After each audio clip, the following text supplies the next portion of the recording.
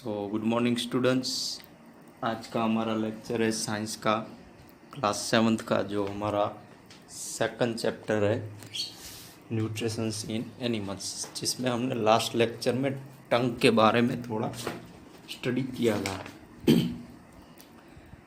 अब आगे है कि अब हम थोड़ी एक एक्टिविटी करेंगे जिससे ये मालूम पड़ेगा कि जो हमारे टंग के जो डिफरेंट डिफरेंट टेस्ट होते हैं, जैसे स्वीट का टेस्ट, फिर नमकीन, फिर खट्टा, फिर मीठा, कड़वा, सब जो टेस्ट है वो हम आज देखेंगे। उनकी एक एक्टिविटी है। Activity 2.4, prepare separated sample each of sugar solution, common salt solution, lemon juice and juice of crossed Neem leaf और बिटर गर्ड।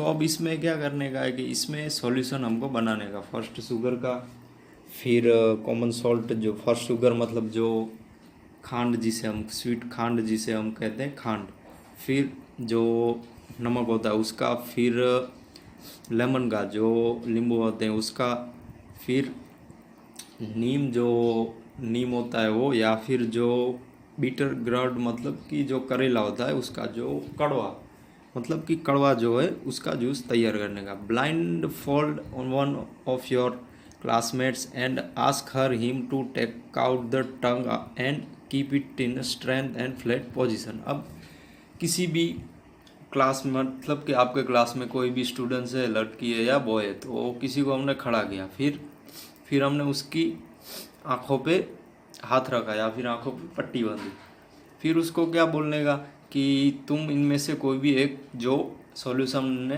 रेडी किया है वो तुम अपनी जीभ पे रखो। अब वो आगे देखेंगे। Use a clean toothpick to put the above sample one by one and different areas of the tongue as shown in figure 2.6. Use a new toothpick for each sample.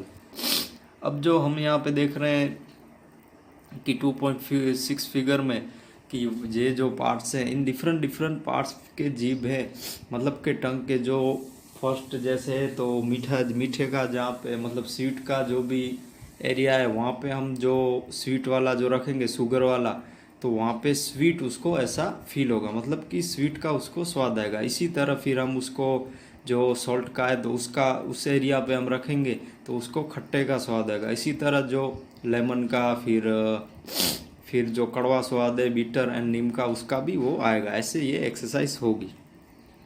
फिर ask the classmate which areas of the tongue could detect the sweet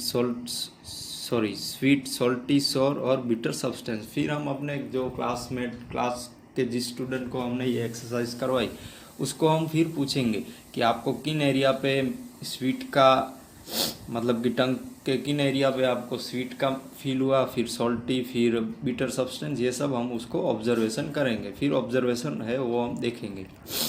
repeat this activities other classmate. ये activity दूसरे student के साथ कीजिए। मतलब कि ये जो हमने एक्टिविटी की कि वो टंग की है, जो जीभ है हमारी, उसके बारे में जो डिफरेंट डिफरेंट जो टेस्ट है उसके बारे में हमने ये एक्टिविटी में देखा। ऐसी एक्टिविटीज़ आपको एग्ज़ाम में या फिर वर्कबुक में होती है। अब आगे देखते हैं। The food pipe oesophagus. अब क्या है कि अब हम जो स्टडी करेंगे कि हम जो भोजन खाते हैं वो किन किन पार्ट्स में, जैसे फर्स्ट है फूड पाइप में जाता है, फिर स्टमक में, फिर स्मॉल इंटेस्टाइन, फिर लार्ज इंटेस्टाइन में। उसके बारे में हम थोड़ा अब डिटेल में स्टडी करेंगे। यहाँ पे फूड पाइप एंड एसोफेगस के बारे में है। The short food passage into the food pipe और ओसोफेगस। Look at figure 2.2।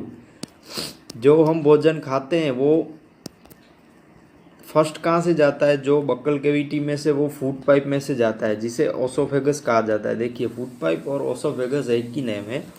आप यहाँ पे देख सकते हैं ये जो नली जैसा विस्तार है उसको फूड पाइप कहा जाता है। जहाँ से जो फूड हम लेते हैं मुंह से, बक्कल कैविटी से, वो फूड पाइप से जाता है नीचे स्टमक तक। अब हम फूड पाइप के बारे में स्टडी करेंगे। हाँ, कि वो जो हम फूड लेते हैं वो फूड पाइप में से जाता है ओसोफेगस में से। The food pipes run also the neck and chest. जो फूड पाइप है वो हमारी जो गर्दन और चेस्ट है वहाँ से निकल के जाती है। Food is pushed down by movement of the wall of the food pipe. Actually, this movement takes place throughout the alimentary canal and pushes the food downwards. अब क्या है कि जो आप देखिए यहाँ पे जो हम फूड लेते हैं वो हम फूड लेते हैं बकल कैविटी से, वो फूड देखिए यहाँ से जाता है ओसोफेगस में से वो स्टमक तक पहुँचता है। आप देखिए यहाँ से हम फूड लेते हैं, फिर फूड यहाँ से जाते जाते पूरी ओसोफेगस की नली में से निकल के स्टमक तक जाता है। जो एलिमेंट्री कैनाल थी उसके बारे में हमने स्टडी की थी, मैं आपको यहाँ पे बताता हूँ। जो एलिमेंट्री कैनाल के ये जो पूरे अंग है, मतलब कि जो पार्ट्स हैं बकल कैविटी, सेलेवरी ग्लैंड्स, फिर liver, stomach, pancreas, small intestine, large intestine, anus, इन सब में से ये पूरी प्रोसेस होती है।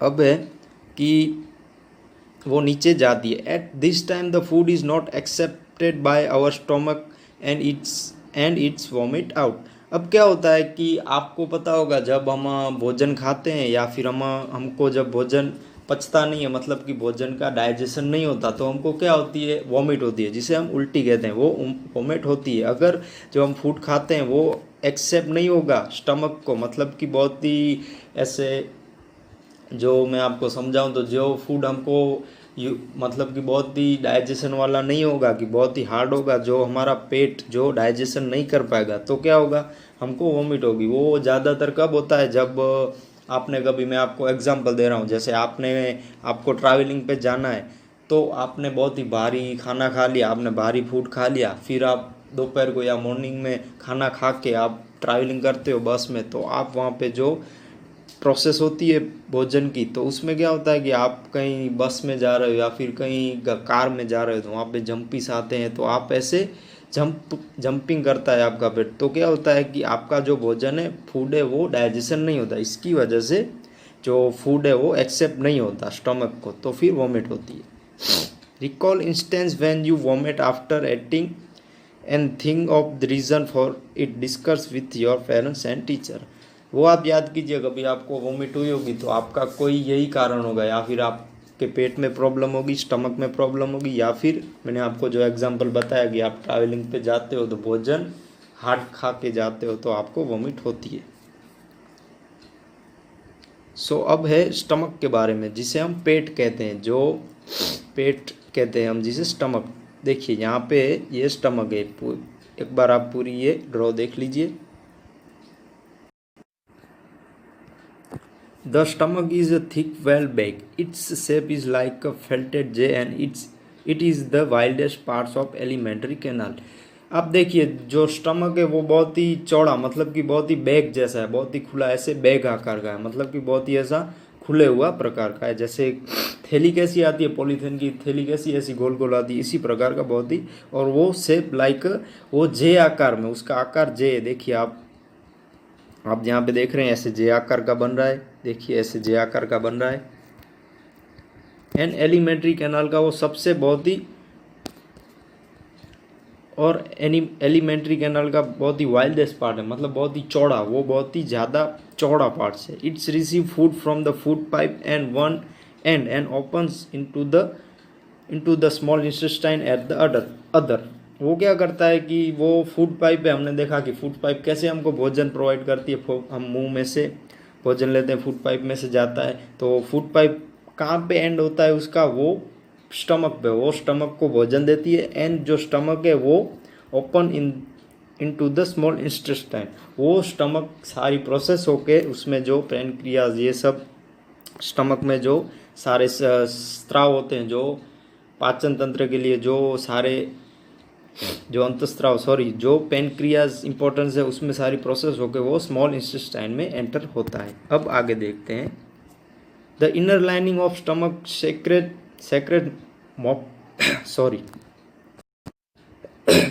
The inner lining of the stomach is secrete mucus, hydrochloric acid and digestive juice. अब जो स्टमक की जो अंदर की, जिसे हम पड़ कहते हैं, या फिर जो अंदर की जो इसकी स्लाइड है या फिर इसका स्तर है, वो म्यूकोस का बना होता है।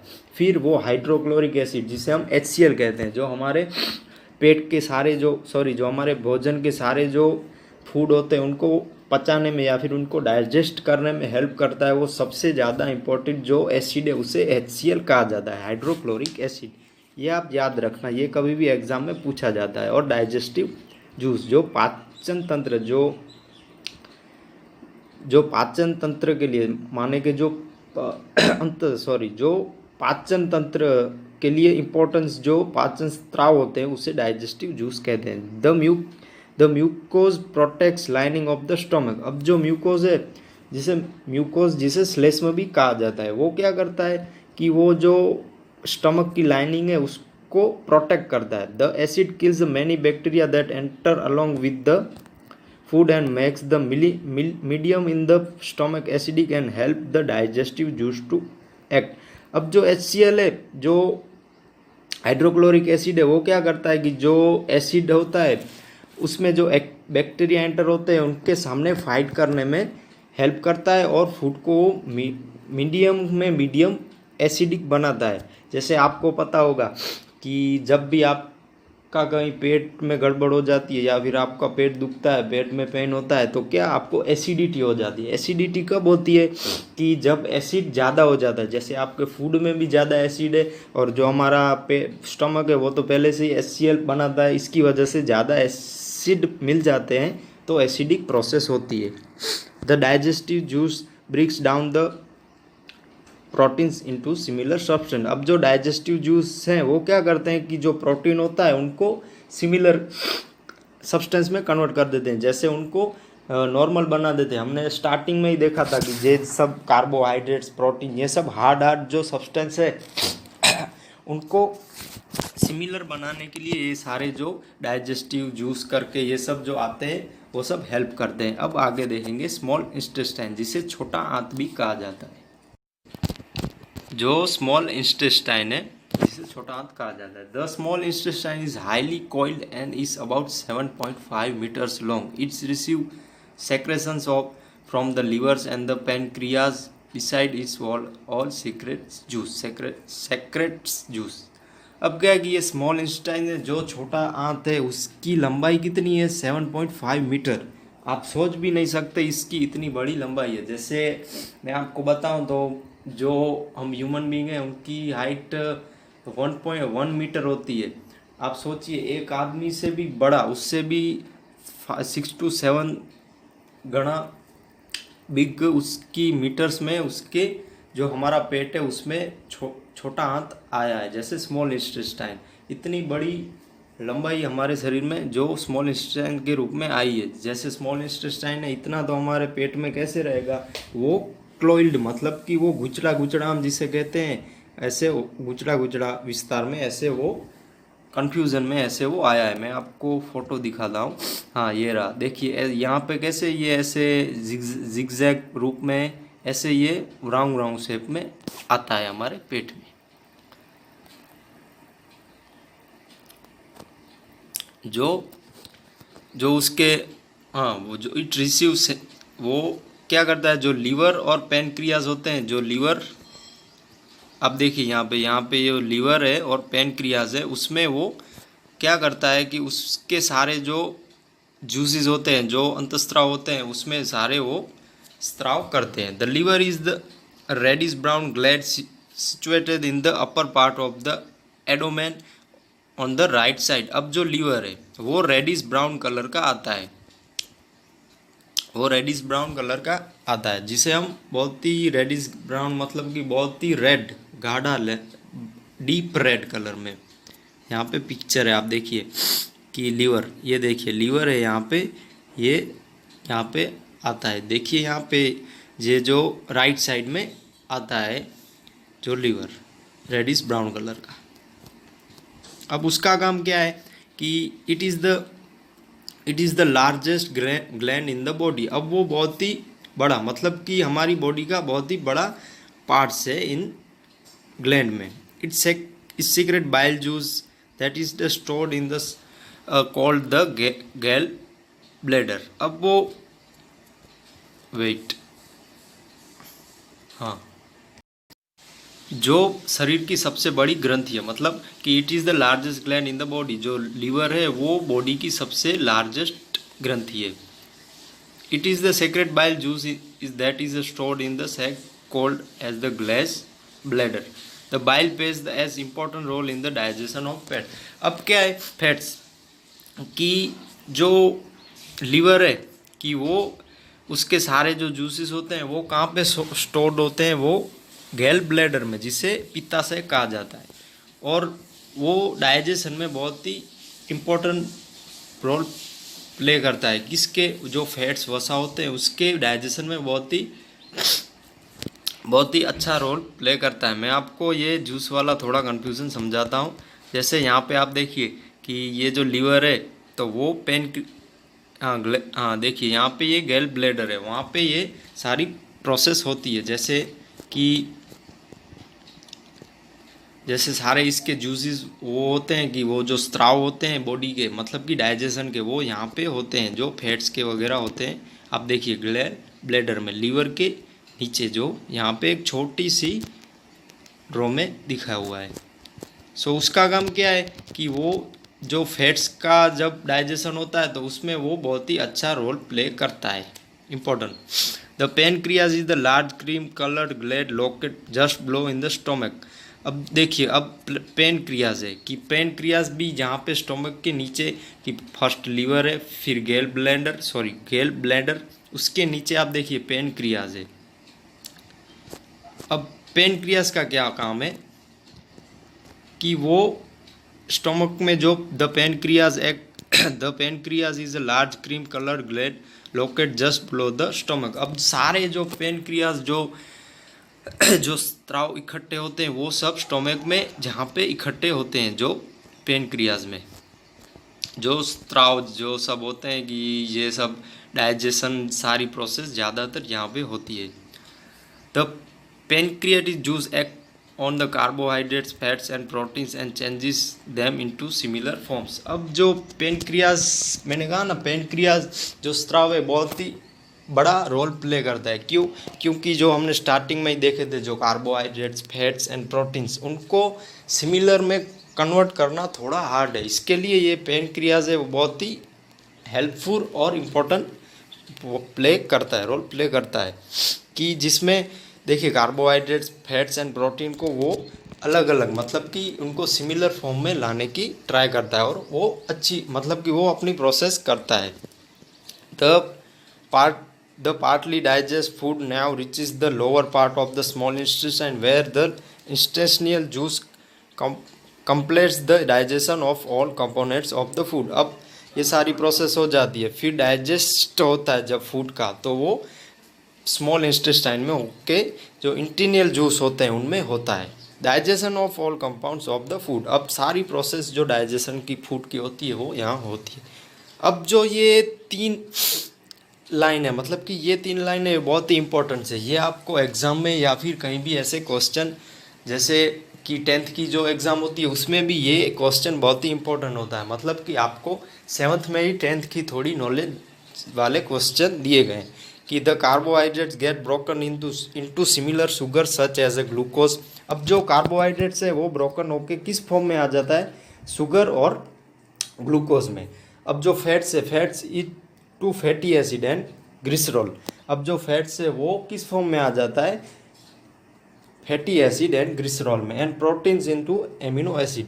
ये जो 3 लाइन है वो अब आपके पास टेक्स्ट बुक हो तो उसमें आप अंडरलाइन कर लीजिएगा। ये बहुत ही इंपॉर्टेंट क्वेश्चन है, ये आपकी एग्ज़ाम में भी पूछा जाएगा और ये आप टिक मार्क करके रख दीजिएगा। ये जो हमने स्मॉल इंटेस्टाइन वाला देखा, ये 1-2 बार आप बहुत अच्छी तरह से स्टडी कर लीजिएगा, ये थोड़ा इंपॉर्टेंट टॉपिक है। सो मैंने ये जो कार्बोहाइड्रेट्स और फैट्स का जो आपको बताया, प्रोटीन्स का वो कैसे कन्वर्ट हो जाते हैं, एमिनो एसिड में प्रोटीन कन्वर्ट हो जाता है, फिर फैट्स है तो वो फैटी एसिड और ग्लिसरॉल में, एंड जो कार्बोहाइड्रेट्स है वो शुगर और ग्लूकोज में। सो ये थोड़ी लाइन है वो आप टिक मार्क कर लीजिएगा, बहुत ही इम्पोर्टेंस है। सो आज हमने जो स्टडी की कि जो फर्स्ट टंग के बारे में जो हमने एक्टिविटीज़ की, फिर स्टमक के बारे में देखा, जो फूड पाइप के बारे में देखा, उसके बाद हमने स्टमक के बारे में, जो पेट के बारे में देखा, एंड हमने स्मॉल इंटेस्टाइन के बारे में स्टडी की। सो आपका होमवर्क ये है स्टूडेंट्स, आपका होमवर्क ये है कि आपको explain the structure of stomach. आपको स्टमक के बारे में लिखना है, यहाँ पे जो हमने आज स्टमक के बारे में पढ़ा वो लिखना है, और आपको स्टमक की एक ड्राइंग भी ड्रॉ करनी है जो यहाँ पे दी हुई। ये छोटा सा जो जे आकार का जो यहाँ पे स्टमक है उसके बारे में ही आपको थोड़ा मतलब कि ये आपको ड्राइंग करनी है, और स्टमक के बारे में जो हमने स्टडी की उसके मुताबिक आपको लिखना है stomach. First question and the second is